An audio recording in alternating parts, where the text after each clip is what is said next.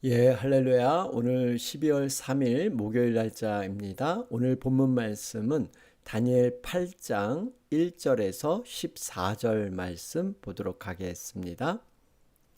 나 다니엘에게 처음에 나타난 환상 후 벨사살 왕 제3년에 다시 한 환상이 나타나니라. 내가 환상을 보았는데 내가 그것을 볼 때에 내 몸은 엘람 지방 수산성에 있었고 내가 환상을 보기는 을레강변에서이니라. 내가 눈을 들어 본즉 강가에 두 뿔 가진 순양이 섰는데 그 두 뿔이 다 길었으며 그중 한 뿔은 다른 뿔보다 길었고 그 긴 것은 나중에 난 것이더라. 내가 본즉 그 순양이 서쪽과 북쪽과 남쪽을 향하여 받으나 그것을 당할 짐승이 하나도 없고 그 손에서 구할 자가 없으므로 그것이 원하는 대로 행하고 강하여 졌더라. 내가 생각할 때 한 순염소가 서쪽에서부터 와서 온 지면에 두루 다니되 땅에 닿지 아니하며 그 염소의 두 눈 사이에는 현저한 뿔이 있더라. 그것이 두 뿔 가진 순양 곧 내가 본 바 강가에 섰던 양에게로 나아가되 분노한 힘으로 그것에게로 달려가더니 내가 본즉 그것이 순양에게로 가까이 나아가서는 더욱 성내어 그 순양을 쳐서 그 두 뿔을 꺾으나 순양에게는 그것을 대적할 힘이 없으므로 그것이 순양을 땅에 엎드러뜨리고 질밟았으니 순양을 그 손에서 벗어나게 할 자가 없었더라. 순염소가 스스로 심히 강대하여 가더니 강성할 때 그 큰 뿔이 꺾이고 그 대신에 현저한 뿔 넷이 하늘 사방을 향하여 났더라. 그중 한 뿔에서 또 작은 뿔 하나가 나서 남쪽과 동쪽과 또 영화로운 땅을 향하여 심히 커지더니 그것이 하늘 군대에 미칠 만큼 커져서 그 군대와 별들 중에 몇을 땅에 떨어뜨리고 그것들을 짓밟고 또 스스로 높아져서 군대의 주제를 대적하며 그에게 매일 드리는 제사를 없애버렸고 그의 성소를 헐었으며 그의 악으로 말미암아 백성이 매일 드리는 제사가 넘긴 바 되었고 그것이 또 진리를 땅에 던지며 자의로 행하여 형통하였더라. 내가 들은즉 한 거룩한 이가 말하더니 다른 거룩한 이가 그 말하는 이에게 묻되 환상에 나타난 바 매일 드리는 제사와 망하게 하는 죄악에 대한 일과 성소와 백성이 내준 바 되며 짓밟힐 일이 어느 때까지 이를꼬 하매 그가 내게 이르되 2300 죄악까지니 그때의 성소가 정결하게 되리라 하였느니라. 아멘. 우리 다니엘 8장을 살펴보는 가운데 있습니다. 여러분 다니엘 7장부터 12장은 다니엘 생의 후반기에 기록된 것입니다. 바벨론 제국의 마지막 왕이죠. 벨사살 원년부터 그 다음 바사 제국 고레스 3년 사이에 다니엘이 직접 받은 계시를 기록해 놓고 있습니다. 이 계시의 내용은 네 가지로 이렇게 정리가 되죠. 그래서 우리가 지난번 첫 번째 계시를 살펴봤고요. 오늘 8장부터는 두 번째 계시, 을레 강변에서 받은 계시, 순양과 순염소에 관한 그러한 계시의 말씀입니다. 지금 이 계시는 하나님의 그러한 섭리 안에서 세상의 역사의 흐름이 어떻게 전개되는가, 그리고 궁극적으로 하나님 나라가 어떻게 도래하고 구원받는가 하는 것을 보여주고 있습니다. 자, 오늘 우리 1절 말씀을 살펴보면 여기 다니엘이 환상을 보았다. 그리고 또 환상을 다시 두 번째 보게 되죠. 여러분 이것을 보면 다니엘이 어떤 시간에서 또 어떤 공간에서 이러한 환상을 보았는가 그 배경을 살펴볼 필요가 있습니다. 다니엘이 수산에 머물렀다 그러죠. 엘람 지방 수산성에 머물렀다. 우리 2절에 기록되어 있습니다. 여러분, 수산이라는 곳은요, 지금 이 바사 제국의 겨울 궁전이 되기도 합니다. 당시는 왕들이 계절에 따라서 봄, 여름, 가을, 겨울 그 나라 일을 돌보는 일들을 계절에 따라서 옮겨서 궁전을 그렇게 갖고 있었죠. 여러분, 이 바사 제국의 겨울 궁정, 어떻게 보면 정말 그 당시 정치, 문화 모든 중심이 바로 이 수산성에서 있었다 해도 과언이 아닙니다.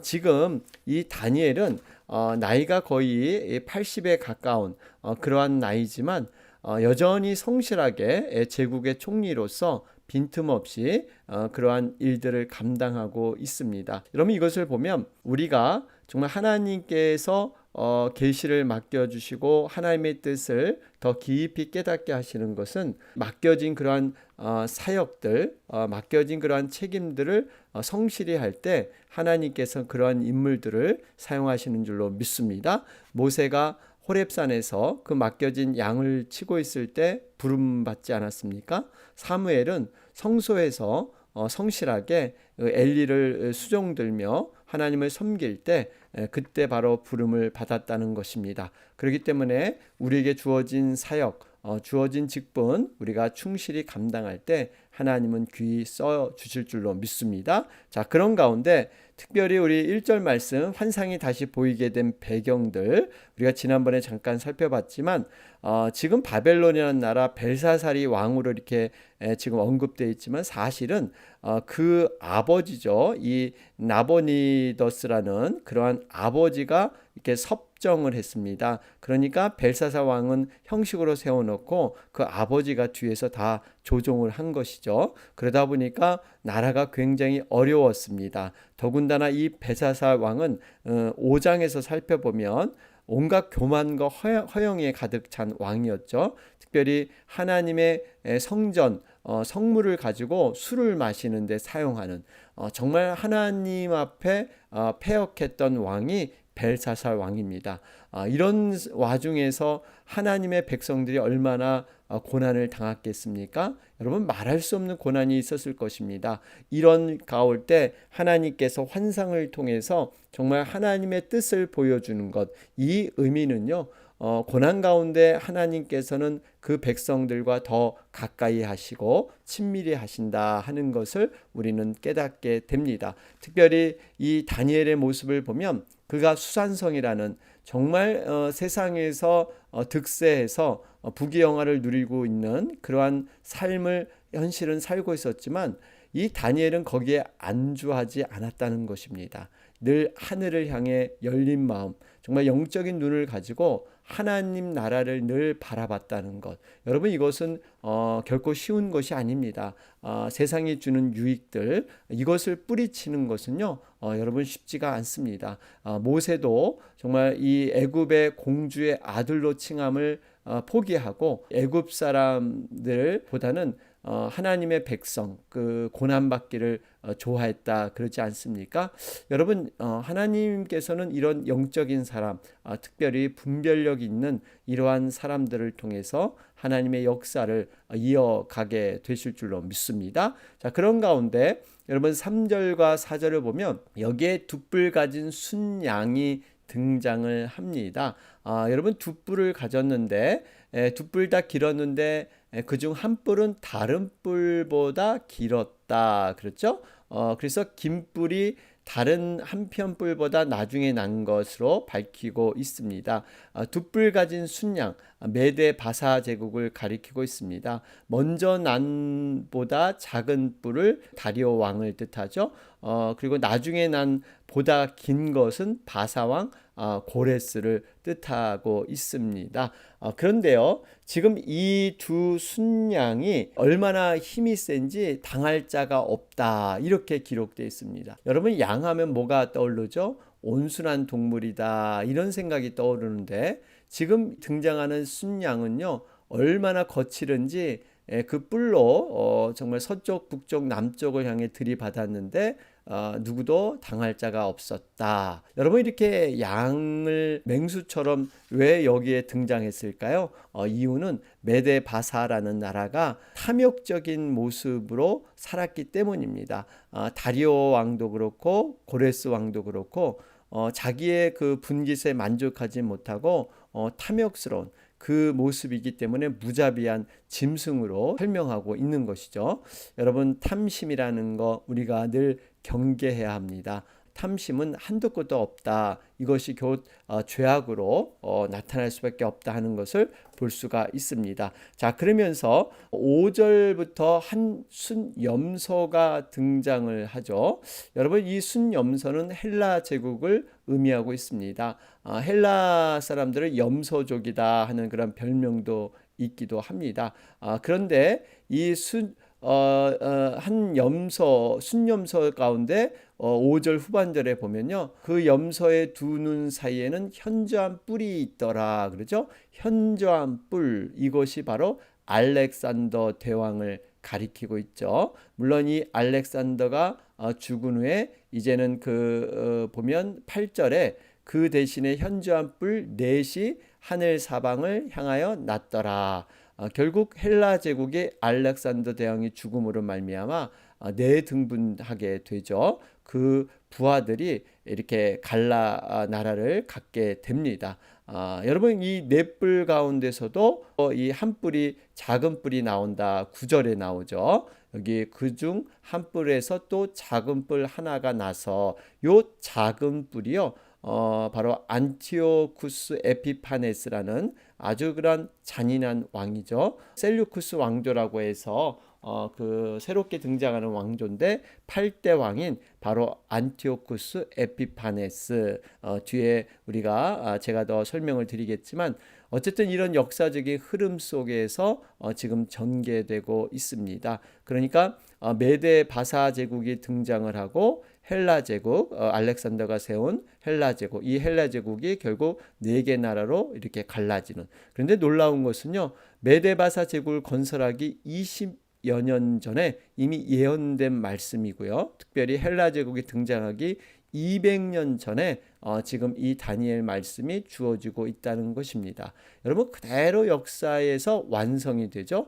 결국 우리 기독교는요 계시의 종교입니다. 정말 하나님의 뜻을 말씀 가운데 기록해 놨기 때문에 미래의 모든 그러한 역사의 사건을 미리 담고 있는 그러한 성경 말씀. 여러분 그렇기 때문에 우리가 말씀을 소중히 여길 때 미래를 온전히 준비해 나가게 될 줄로 믿습니다. 자, 그런 가운데 여러분 4절 말씀을 보면요. 두 뿔 가진 순양이 당할 자가 없다. 거기서 구할 사람이 없다. 어떻게 보면 이 악인이 참 번영하고 강포할 때 우리는 참 이것이 왜 그럴까 낙심할 수도 있고요. 또 악인의 번영을 참 순간적으로 부러워할 수도 있습니다. 그러나 분명히 그 심판이 일어나고 결론은 결국 그들이 모두 무너질 것이다 하는 것을 우리가 다시 한번 확인하게 됩니다. 자, 그러면서 4절과 8절 방금 설명해 드렸듯이 좀 그런 흐름들을 여러분 좀 기억했으면 좋겠습니다. 수양으로 그렇게 기록된 것은 메데바사 두 뿔 가진 순양 이렇게 기록되어 있고요. 순염소는 바로 헬라 제국이다. 알렉산더 대왕이 일으킨 그러한 나라. 여러분 이 헬라 제국이 결국 넷으로 나뉘게 되는 이러한 역사의 흐름. 결국에는 여러분 세상의 역사는 허망하고 무가치하다 하는 것을 보여주고 있습니다. 잠시 권력의 때는 있지만 무너지고 나면 허무한 것. 여러분 사실 알렉산더 대왕의 유명한 일화가 있죠. 알렉산더 대왕이 어렸을 때 아버지가 나라를 정복하고 땅을 정복하고 이렇게 승전해서 돌아오면 다른 사람은 다 환호했지만 그 아들 알렉산더는 땅을 치고 통곡했다 그러죠. 이유는 아버지가 이 세상의 땅을 다 정복하면 내가 싸워서 정복할 땅이 점점 없어지는데 너무 억울하다. 라는 것이었습니다. 그만큼 알렉산더는요, 용맹하고 정말 싸움에 능한 자였죠. 그런데요, 알렉산더가 33살 젊은 나이에 죽게 되죠. 그런데 이 알렉산더가 죽기 전에 유언을 합니다. 나 같은 이 알렉산더, 천하의 알렉산더도 죽은 후에는 아무것도 가져갈 수 없다. 그렇기 때문에 내 관에 두 구멍을 뚫어서 내 손을 밖으로 내보여라. 내가 빈손으로 간다는 것을 이렇게 교훈으로 남기리라. 여러분 이렇습니다. 세상의 권력, 세상의 부귀영화 아무것도 필요 없다. 오로지 우리는 영원한 하나님의 나라를 더욱더 바라보고 앙망하는 것. 여러분 이것이 온전한 그러한 우리의 삶의 모습이다 하는 것을 다시 한번 깨닫게 됩니다. 자, 그런 가운데 9절 말씀을 보면요. 그중 한 뿔에서 또 작은 뿔 하나가 났다 그러죠. 이것은 이 앞에 헬라 제국, 알렉산더가 세운 헬라 제국이 이제는 갈라져서 네 개의 나라로 이렇게 형성이 되는데 그 가운데 작은 뿔이 나타난다. 이것이 바로 셀루쿠스 왕조라 그랬죠. 그 중에 8대 왕인 안티오쿠스 4세 에피파네스, 바로 이 사람을 가리키고 있습니다. 근데 이 에피파네스 안티오쿠스 4세는요 굉장히 하나님의 백성을 잔혹하게 핍박한 그러한 자입니다. 그래서 여기 이 작은 뿔로 이렇게 기록되어 있는데요. 이 사람의 정말 악행이 어느 정도였느냐 하면요. 우리 10절에도 그것이 하늘 군대에 미칠 만큼 커져서 그만큼 잔혹했죠. 11절에 또 스스로 높아져서, 그렇죠. 그다음에 매일 드리는 제사를 없애버렸고 성소를 헐었으며 12절에 그의 악으로 말미암아 백성이 매일 드리는 제사가 넘긴 바 되었고 그것이 또 진리를 땅에 던지며 자의로 행하여 형통하였더라. 여러분 이렇게 이 안티오쿠스 4세 이 에피파네스는요 이렇게 잔인한 일들을 행하게 됩니다. 여러분 이 모습이 7장에 나오는 넷째 짐승에게서 난 10뿔 사이에 나온 작은 뿔, 이 행위와 비슷한 내용입니다. 그래서 이것을 적그리스도다 이렇게 보는 견해가 많이 있습니다. 어쨌든 간에 정말 이러한 어려움들이 오고 있죠. 이 11절에 스스로 높아져서 아주 교만하고 방종했습니다. 하늘 군대에 미칠 만큼 커진 이러한 바로 안티오쿠스 이 에피파네스라는 왕, 아주 그 적그리스도와 같은 악행을 저질렀습니다. 특별히 12절에 보면요. 백성이 매일 드리는 제사가 넘긴 바 되었다. 그렇죠. 이건 하나님께 대한 예배를 중지했다는 겁니다. 그의 악으로 말미암아, 바로 그는 안티오쿠스 4세 바로 에피파네스를 가리키고 있죠. 여러분 내려오는 얘기에 의하면 안티오쿠스 4세 에피파네스는요 자신에 대한 제사, 자신을 신격화했죠. 그래서 매월 25일이면 자신에게 제사를 드리게 했고요. 이때 아주 율법적으로 가증스러운 돼지고기를 사용하게 했습니다. 아주 이것은 아주 비꼬는 이러한 행위였습니다. 뿐만 아니라 핍박하는 정도가 강했는데요. 유대인 10만 명을 죽이고 또 4만 명가량을 노예로 팔았다고 합니다. 특별히 하나님께 충성하는 유대인들을 65명을 결박해서 큰 길에 누이고 그 위에 전차를 달리게 해서 온 거리를 피바다로 만든 아주 미치광이 같은 사람이 에피파네스입니다. 하나님을 대적하는 일, 이런 일들이 일어날 것이다 예언을 그대로 하고 있습니다. 그러면서 정말 이 말세에 가면요 이런 시험들이 분명히 있을 것입니다. 지금 에피파네스의 그 왕처럼 이렇게 잔인한 모습. 그런데요 분명한 것은 13절에 보니까 이러한 일들이 언제까지 일어날 것인가 이렇게 물었을 때 분명히 14절에 말씀을 합니다. 여기 보니까요 2300주야까지니, 그러죠? 여러분 무슨 의미입니까? 분명히 이러한 핍박과 환난은 정한 때가 있다는 것입니다. 영원하지 않다 하는 것이에요. 요한계시록에 봐도 그 기간을 7년으로 설명하고 있죠. 물론 이 7년이 문자적인지 상징적인 것인지 우리는 정확히 알 수는 없지만 분명히 종말에 나타날 적그리스도, 그로 인해서 환란이 있다. 그래서 7년 대환란 이렇게 부르고 있죠. 여러분, 우리가 분명한 것은 이러한 환란의 기간이 있지만 이것을 잘 넘기고 나갈 때 반드시 우리는 승리하게 될 것이다 하는 것을 우리는 깨닫게 됩니다. 자, 오늘 말씀 우리 정리해 보면요. 악의 세력을 허용하시고 고난의 한계를 정하시다. 여러분, 어느 때까지 이를고, 정말 이러한 어려움들이 어느 때까지 이를 것인가 정한 때가 있다는 것이죠.